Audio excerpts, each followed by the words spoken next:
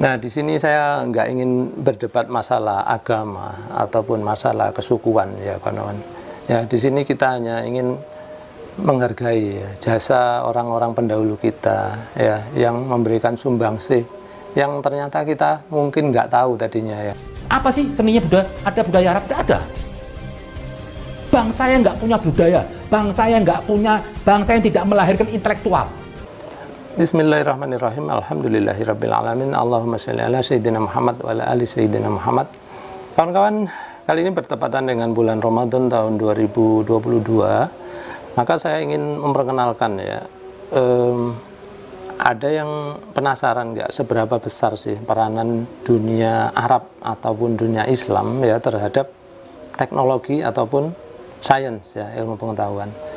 Saya bilang sangat besar sekali gitu ya. Loh, alasannya apa, Pak? Nah, coba kawan-kawan sekarang ambil handphonenya masing-masing ya, ketik di situ Arabic numerals gitu. Maksudnya itu adalah angka-angka Arab gitu.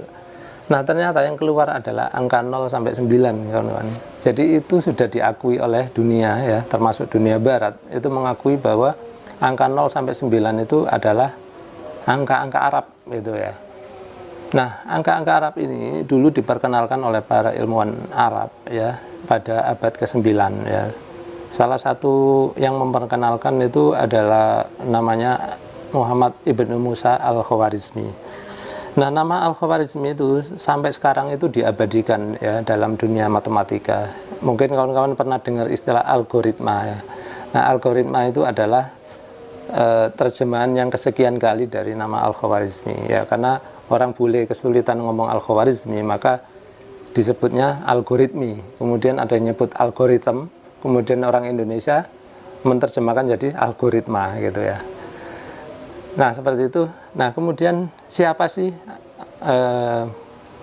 al-Khwarizmi ini? Jadi al-Khwarizmi ini ya kawan-kawan ya, kalau kawan-kawan pernah sekolah SMP, nah pernah sekolah SMP nggak?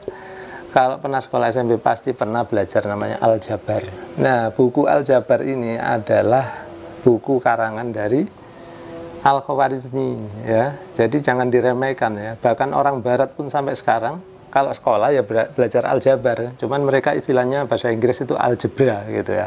Silakan tulis ya algebra gitu. Nah, itu sebetulnya dalam bahasa kita aljabar gitu ya. Nah, itu adalah buku yang ditulis oleh Al-Khwarizmi. Kemudian beberapa buku itu mengilhami ini ya, seperti geometri, kemudian sama aritmetika gitu ya. Jadi itulah dulu ilmu-ilmu matematika yang kita pelajari itu ternyata dikembangkan oleh salah satunya ya, yang paling terkenal adalah Al-Khwarizmi ini. Nah, sekarang kawan-kawan bayangkan ya, seandainya Al-Khwarizmi nggak memperkenalkan angka 0 sampai 9, kita mau nulis pakai angka apa gitu ya. Zaman dulu itu yang ada adalah angka Romawi ya. Pernah kan belajar angka Romawi? Angka Romawi itu ya angkanya kira-kira seperti ini lah ya.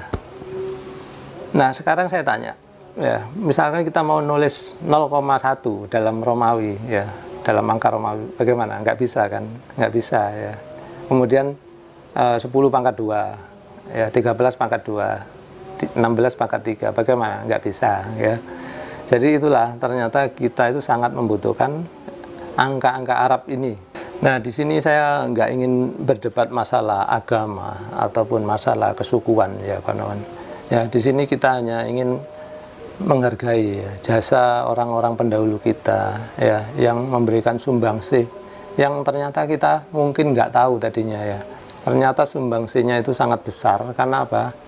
Matematika ini adalah induk dari sains ya. Matematika adalah induk dari teknologi.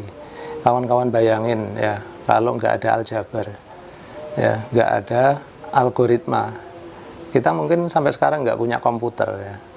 Kawan-kawan juga nggak punya HP yang smart kayak sekarang tanpa jasa-jasa si Al-Khwarizmi.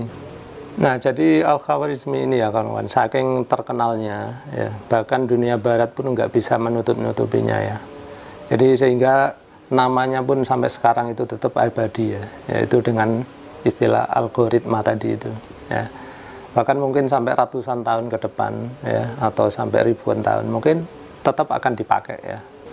Nah, itu saja dulu ya kawan-kawan tentang peran dari ilmuwan Islam ataupun Arab ya terhadap perkembangan teknologi maupun sains ya. Kalau kawan-kawan mungkin tertarik untuk membahas ilmuwan-ilmuwan Islam atau Arab lainnya, silakan kawan-kawan tulis di kolom komentar, nanti saya akan usahakan membuatnya di video lain.